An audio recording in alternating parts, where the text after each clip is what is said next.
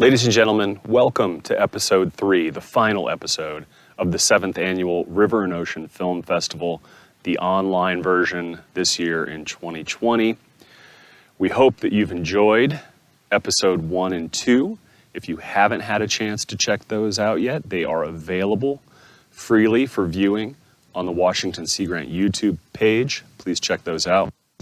The River and Ocean Film Festival, by way of reminder, is brought to you by Washington Sea Grant, and I'm your host, Ian Miller, with Washington Sea Grant and the North Pacific Coast Marine Resources Committee.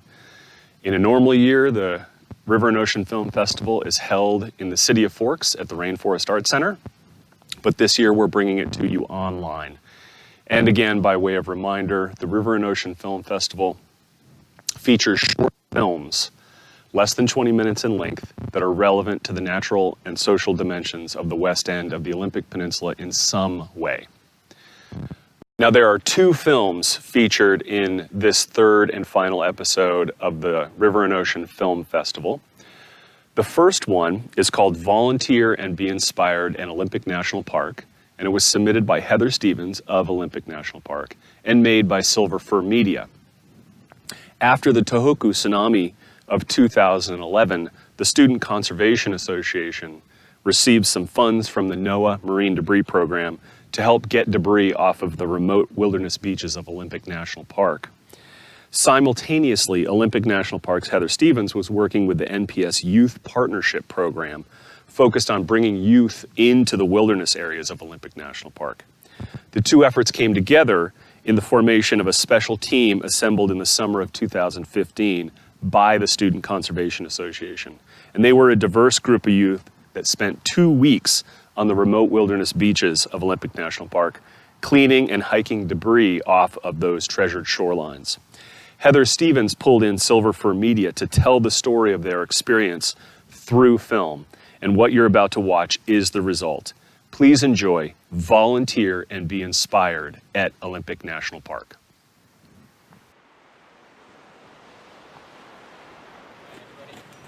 Yeah. Ready? 1. Yeah, we're smiling. 2, 3.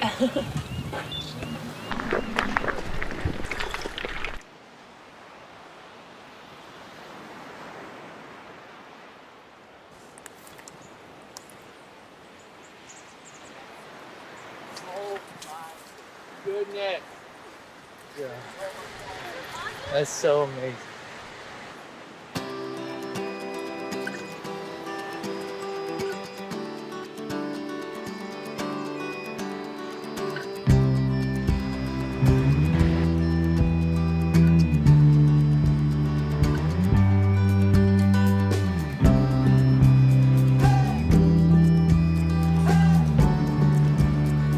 I'm Elizabeth Wallace. I'm from Philadelphia, Pennsylvania. My name is Abe, and I'm from Seattle, Washington. My name's Natani Dawson, and I'm from Nia Bay. Amy Wales, Bozeman, Montana. Ryan Murray, Traverse City, Michigan. Brianne Shaw, Nephi, Utah. Athena Thorsinger now, Port Angeles, Washington. These students start off completely in their shells and end in 2 weeks as something incredibly vibrant. I think they learn that they matter and that they have potential.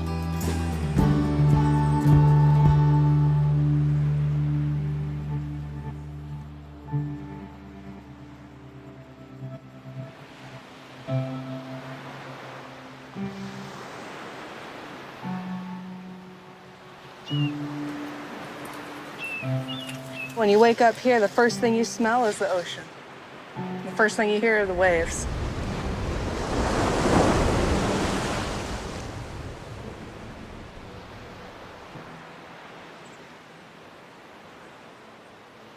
Our priorities are plastic and styrofoam, or things like this rope right here in the net.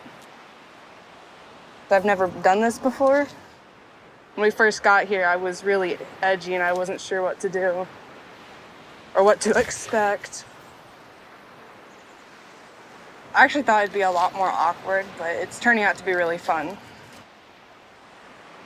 The first couple days are always pretty rough. A lot of them haven't really backpacked before or spent much time outside cooking their own food and pumping their own water. I don't know how anyone could not want to be out here. The sea stacks and the ocean and the wilderness is amazing. And I've never experienced anything like that.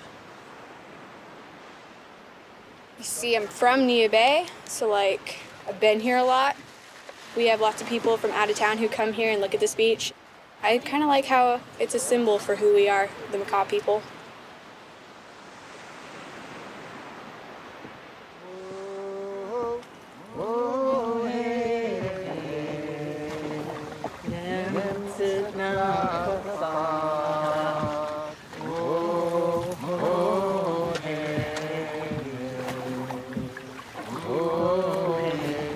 Our lifestyle is built around the ocean.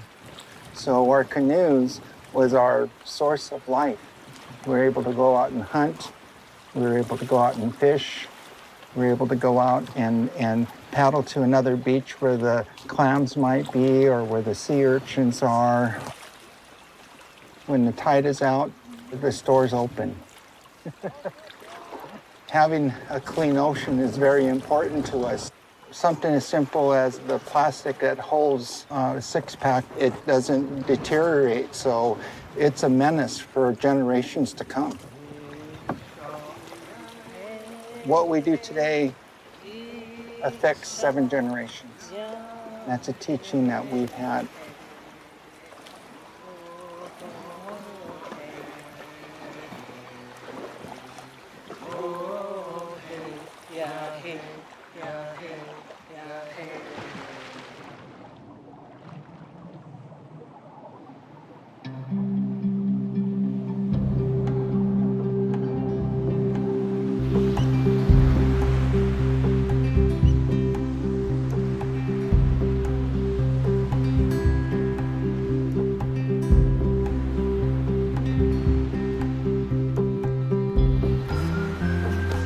Hey, how's it going, folks? I'm Steve Fradkin. I'm the park's marine ecologist, so I spent a lot of time out here. The Olympic National Park coastline is a biodiversity hotspot.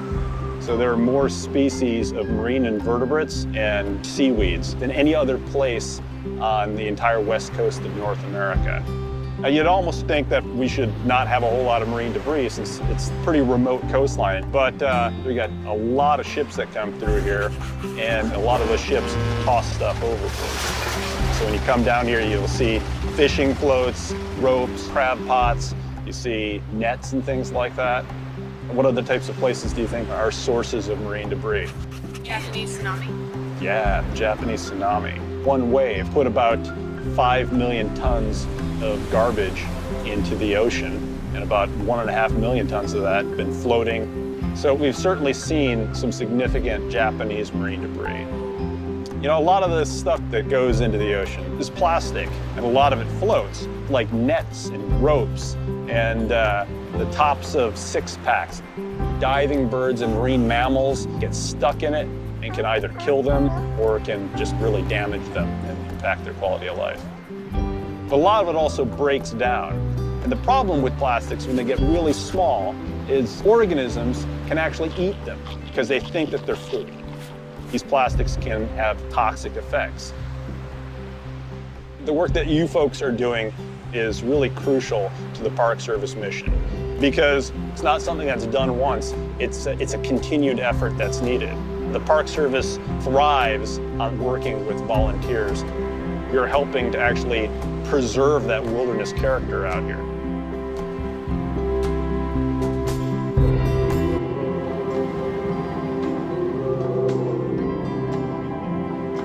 That is a baby sunflower star. They're little suction cups that they use to walk around with. For a sea star, these guys truck. You can go any place on Earth, and no matter where you go, there's life.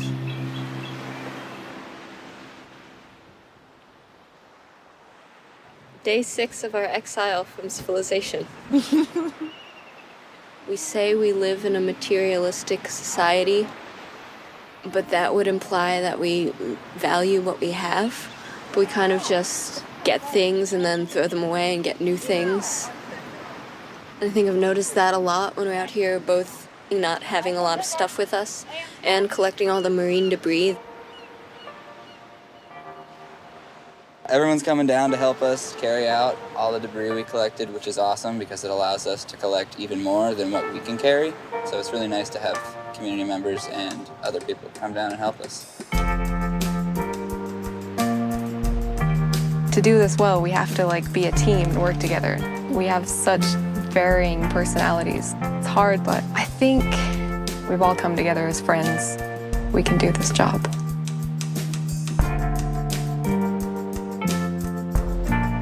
Is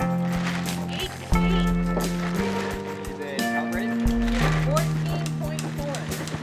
14.4. 13.1. 13.1.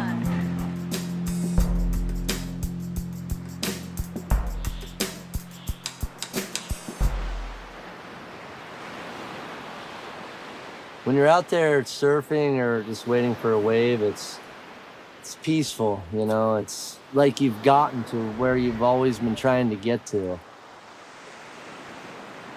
Our experience out here is affected largely during the month of April when the winds are coming in really heavy and we have big rafts of marine debris, and some of them contain nets, dead wildlife.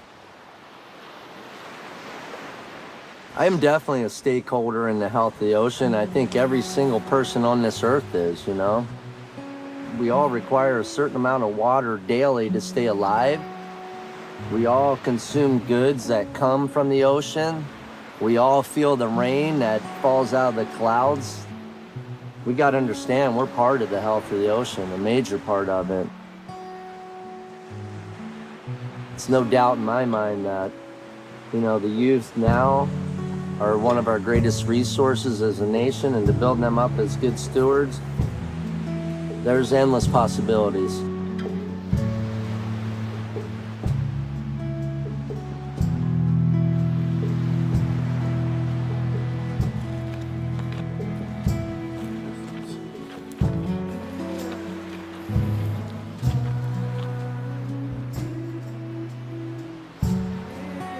Last year, 60,000 hours were put in by volunteers around the park.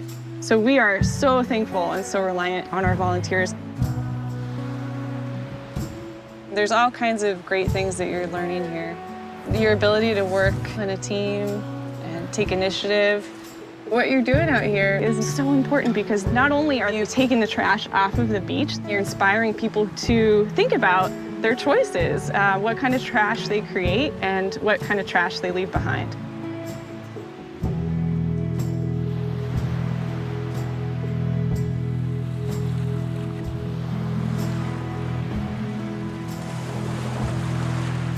I have no idea what day it is. It's a Tuesday. We are going to the Wedding Rocks to see Ozette Petroglyph.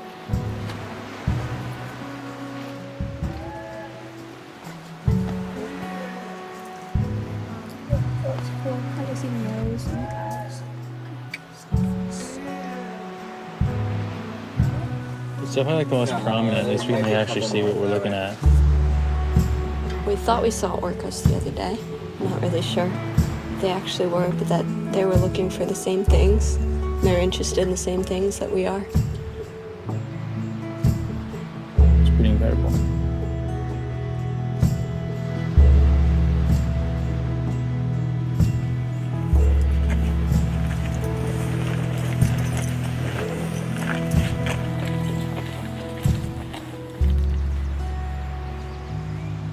Well, we're coming from the Ozette Ranger Station, which is in front country, and we're going down to Cape Alava to go get the cache that we put there yesterday. It's been pretty hectic, but we've set aside our differences, and I'm really proud to say that I've really grown a connection to all these people that I met 2 weeks ago.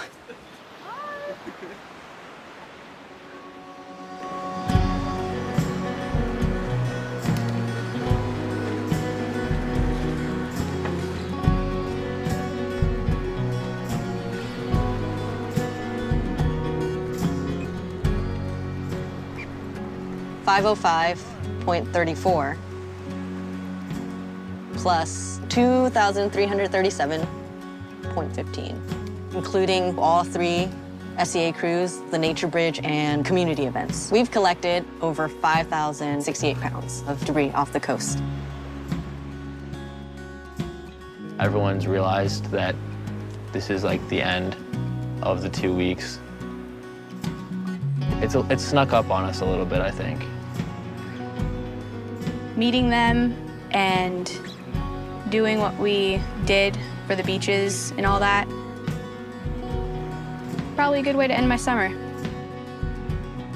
Olympic National Park is gorgeous. I think you connect to nature and you really connect with yourself. This trip has influenced how I'm going to live the rest of my life. I already miss the beach. I feel almost responsible now to take care of it and preserve it so that I can come back and so that other people can come back and have the same experience. I really do think this is something I'm going to want to do my whole life.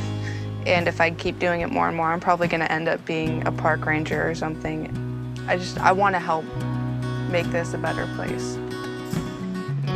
The members learn that they have potential and that they are a part of this world, of these forests, of these national parks. I think that Everyone should volunteer in national parks. Volunteering for the national park could probably fix anyone's ruined day. Sure did fix mine.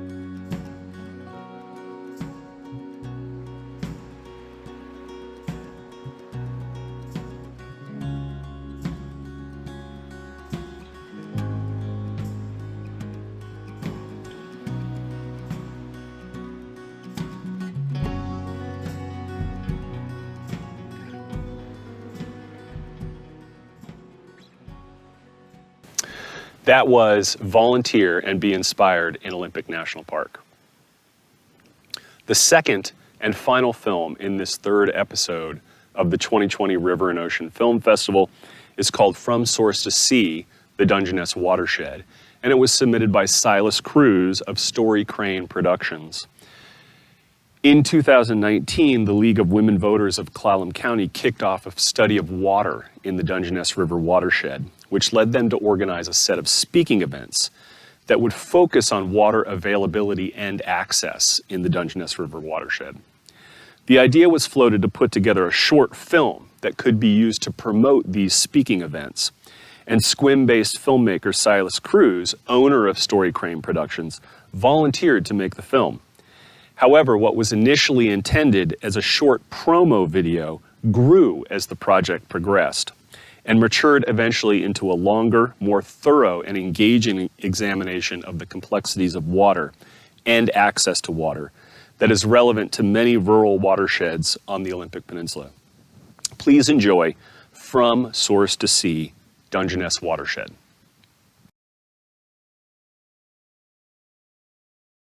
Okay, so this is an issue, okay, because you cannot run the water, right? So, my name is Carol Hull, and I moved to Sequim in 2007. So we have been here almost 12 years now. We love the place, it's beautiful. My husband worked for a couple of years in education, then retired with me. And we were just enjoying the area. When we moved here, I knew we had a septic system and did not pay too much attention to the water. I believe I remember that the realtor told us that it was a private water system, and that's about all I knew. I didn't pay any attention to the water. I turned the faucet on, the water came on. Our water system evidently got sold, and that's how we heard about it. We just got a letter saying, oh, I'm the new owner. And so that was a little bit of a shock, and some of us were asking questions about that. And then about a year, our water system came up for sale, and someone found it on Craigslist. And that was a major shock. And to find it on Craigslist, something as important as your water, like, what rights do we have to water? And like, who owns this water? And do we have a right? We have this expectation that when you buy land or you have land, you also have a right to water. But in Washington, the property right to land and the property right to water are separate property rights. So a water right is a right to use water. It's a use right. It's not like you own those specific molecules, because for most of us, like, I don't really want to own the water molecules that leave my toilet. I'm happy for those to go away, and I get to use new water molecules that come in. So it's a use right. It's the right to the flow of water for a certain amount of water. Our challenge is we have low flow in the late summer, and that's when agriculture wants to use more. People often want to use more because we're doing more outside gardening, and then fish are coming up the rivers to spawn. So it is high demand and low supply, and so that critical time in the late summer is a major issue here in Western Washington.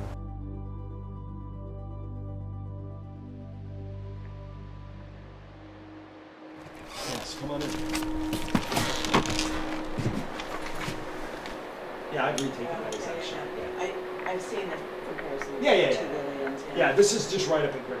You know, in 1948, a ranger came up here, skied on a set of those wooden skis, got up here, you know, found that tree that had the sign on it, and goes to the same exact spot and takes those measurements. So we've been doing it the same exact way, same exact instrumentation, you know, every month, every winter since 1948, same way. So it's a neat long-term record.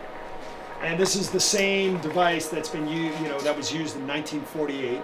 It's just aluminum tubes, and so you go out to each station along a snow course. You plunge this into the snow, and then once you've done that, then you're able to, you know, get your measurement of your depth, and then you're going to pull this up, and then you use a scale, and the scale is going to give you the weight of the snow. So we're up here at Deer Park, and this is one of 4 sites in the Olympic Mountains that we measure snowpack. For the last 60 years, we've been looking at snowpack trends here in the Olympic Mountains, and the snowpack, like behind us here, we're looking at the Dungeness Watershed, and so the snow that's on these peaks behind us, this melts and really is of key importance to downstream flow right through the Dungeness Valley. You know, the hydrologic year is from October 1st until September 30th, and that's because it's like a bank account. You're building up your supply all winter with your rains and your snow.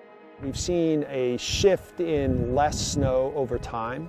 We're getting warmer temperatures, more rain in the winter, and less snow in the winter. If our storage is dependent on the natural system, then it's just the glaciers and the snowpack in the mountains that we can rely on. And between, you know, periodic drought and then the gradual warming of the planet, those reservoirs up in the mountains are diminished, and the glaciers do not have the mass that they used to. We've lost about 40 to 50% of our snowpack, our average snowpack, over the last 60 years. We're not in an ice age. We are in the opposite right now. So making up for that is going to be a challenge for our whole area between population growth, wildfires, and maintenance of the habitat and biodiversity of the ecosystem.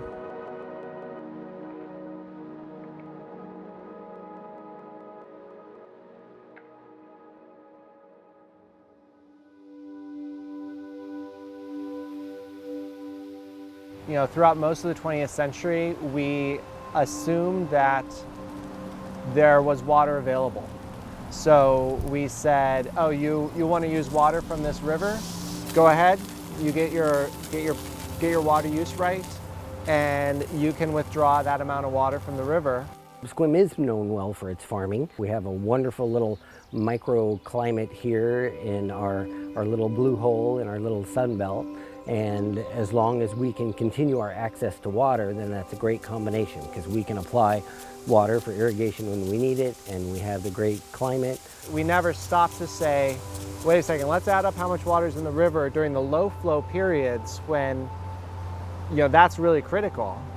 And then how much water have we told people they can take out of the river, and does it actually sum up? State regulatory agencies like Department of Ecology started to do that. They found that most watersheds, most rivers were over allocated, meaning the water rights were greater than the amount of water that was available. Sequim gets on average about 17 inches of rainfall a year, so if you want to be profitable in agriculture, you pretty much have to irrigate. And so they started building irrigation ditches in 1895 to take water out of the Dungeness River to irrigate, and then the landscape quickly evolved and the entire valley became irrigated. You can see the network of ditches that just go in all directions, all delivering Dungeness River water to the plains, to the prairie, which formerly did not have any surface water present, hardly at all. In the 50s, it was one of the most productive dairy farming areas in the nation, in fact, because of the mild climate, low rainfall, but then irrigation. But then, of course, you're taking all that water out of the river. That led to impacts on salmon habitat. Those ditches, of course, when they were first built, were leaking a ton of water. So every summer, this prairie that was originally very dry, supporting cactus and oak trees, has been replenished with this artificial recharge coming from the Dungeness River. It's not normally there in the summer. It's a very dry place in the summer, right? So we're farming, or we're milking about 400 cows right now, and we farm about between 600 and 700 acres, and the majority of that is used for producing forage and grain for the dairy herd. In the 1960s, we've got all these farmers who had been working extremely hard to scratch out a living, and then the area gets discovered as a great place to retire. And as these farmers get older and their kids growing up on dairy farms don't want that kind of life, and lo and behold, their land is worth a lot of money. And so the valley starts getting chopped up and turns into rural residential and a lot less farming going on. Our ability to maintain long-term is super dependent on that land base. We just, we can purchase all the things we grow here, but being how we live so far out in the boonies, the cost of having everything trucked in here at the volume we need would definitely be the end of our dairy operation. We know we need to save water. We need to focus on keeping as much raw water in the main stem of the Dungeness River, keep the fish habitat healthy, keep them migrating. We've spent the last, how many years? 25 years at least, aggressively doing piping projects in areas where we know, boy, this is just a really gravelly 2-mile stretch. We have to dump in 1 or 2 CFS of water here, and we're only getting 1 out over there. Nobody's irrigating. It's just, it's recharging the aquifer, but that's not our main goal of what we're doing with that irrigation water. We've made great progress in getting those really leaky reaches taken care of. What are we going to do next, right? We're making progress. We need to keep moving here, but what's our next good tool? We need to find a storage opportunity. We're in this situation where, you know, we need to start thinking about things like the off-channel reservoir in Dungeness, where we store that water to be able to use it in the late summer. Historically, folks have said, hey, let's put a dam in the river, right? And you can back up that water when it's flowing, and then you just let a certain amount spill. But obviously, every dam has a huge amount of complications that go along with it, and end up creating more negative issues with your fish habitat than you did when you maybe had low flows for a couple months. So that same theory, though, if we can store that water but pull it out of the river, so we're not putting any dams in, we're not creating any disturbance in that natural flow, we're pulling it off channel and we're making a reservoir. Part of our ability to have confidence that we're, you know, not going to get kicked out of the river or lose that right at some point is to make sure that we're moving the ball forward and doing everything we can to keep as much water in the river as possible.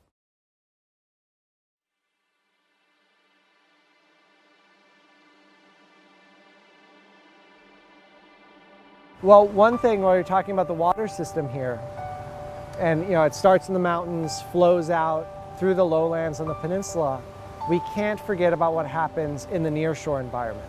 When that freshwater body meets the saltwater environment, that habitat is fundamentally important for wild salmon and for many other animals. The job here to do the work we do with treaty resource protection and restoration has gotten harder and harder and harder. On a number of fronts, we're partially responsible for fisheries management, so as salmon runs decline, and then trying to figure out, like, okay, well, why are we having such poor return and low abundance? And that stems to a lot of the habitat issues. I think the main thing has changed is the issues surrounding that water and the necessity for us to aggressively manage that better, more efficiently. Community at large, the tribal community, you know, they've been a wonderful partner moving forward. So Jamestown's S'Klallam tribe has a really long history of collaboration and cooperation, and some tribes choose litigation at times. Jamestown has really very much wanted to cooperate and collaborate. Fish, which is what the tribe is focused on, but the tribe's also focused on community well-being, which includes growing food, it includes living here. The Dungeness River Management Team, which is co-led by the county and the tribe, is, you know, sort of held up across the nation as an exemplary way of collaborating and coming to solutions by just sitting at the table and talking about it and thinking about just what does the information tell us, what does the science say. People who work in the rivers and restore rivers like to do is look at the amount of what's called large woody debris. Like, are there big log jams? If you find a big log jam, chances are you'll find fish. They love log jams. And large woody debris is one of the essential components of a healthy river ecosystem because it creates microhabitats where fish can live at different stages in their life cycle. A channel that's like the Los Angeles River, where it's just this concrete, there's no fish habitat there because all it is one kind of habitat. It's kind of like we don't live on freeways. You know, the main stem of the river is just like a freeway. Like, you don't want to live on the freeway. You travel through it and use it, but you want to live on the off habitats. You want to live on the side channels and the little cul-de-sac areas and, you know, the little neighborhoods that are created by large woody debris.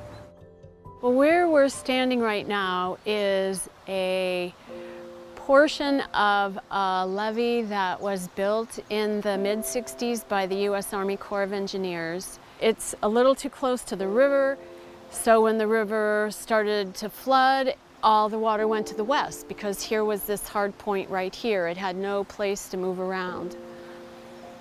In self-defense, the folks on the other side put up a levee because they were being flooded. So the levee on each side constricted the river, so a river that had been able to move across its floodplain and store water and provide habitat for fish and wildlife suddenly was in this little chute. And so you can imagine if you don't have any room in a canal or a ditch or a fire hose, you just all the water is constrained.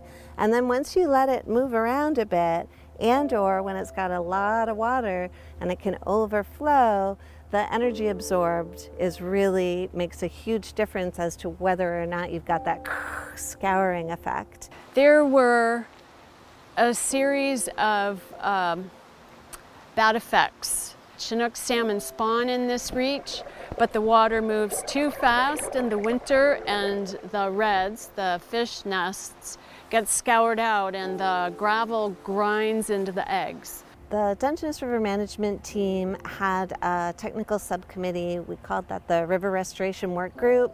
And after the listings of multiple salmon, none of our populations are absolutely thriving. With that, this technical group went through and tried to figure out, well, what do we need to do to make things better? Our goal here is to take this section of levee, about a mile of it, the levee's like 2 3/4 mile long, take it, move it back to the edge of its floodplain, and give the river room to move again so that we still have flood protection for the community. We have some habitat for fish. We give the river back its nature, you know, the way it wants to move. And we even improve water quality, right? Because it will have a place to drop some of the sediment that right now shoots out into Dungeness Bay. In the last several years, we've been really on the implementation side. We've been working really hard to recover lost floodplain and restore that so that it's in really functioning spots. Jamestown Tribe is part of the Dungeness River Audubon Center. The River Center's sole mission is education and engagement. We talk about water, we talk about fish, we talk about estuaries, shoreline processes, native plants. Septics are a part of that because maintaining septics is a big part of our water. You know, where does our water go in the water cycle? Pretty much everybody is absolutely behind water, making sure we have abundant, clean water. That strikes to our very being. I think we all understand it's a necessity for all life, including our own. And so when we think about water and what's helpful to know, it's just interesting to ask ourselves, where does my water come from? After I take a shower, where does my water go to? How do I know if it's abundant? How do I know if it's clean? What I'm hoping this film does is stimulate, questions. What is the future of our water here? Are we going to have a continual supply of water? Why is the Dungeness River so important, or is it important? When you're in charge of your own water system or your own well, you need to know considerably more. What we do does affect our immediate environment. How we treat it, it does have an effect.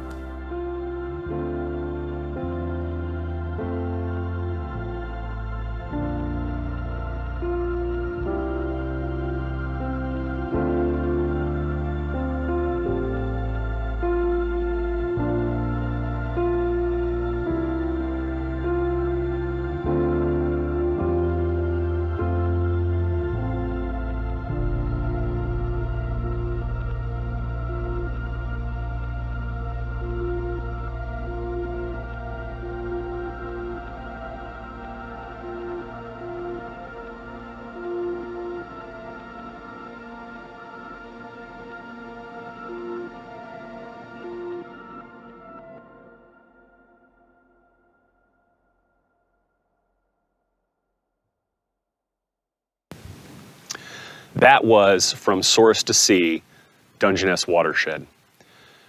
That was the final film in episode 3 of the River and Ocean Film Festival, and also draws the film festival to a close for 2020. We hope you enjoyed the 7th annual online River and Ocean Film Festival, and we look forward to seeing you next year in Forks at the Rainforest Arts Center for the next River and Ocean Film Festival. Thank you.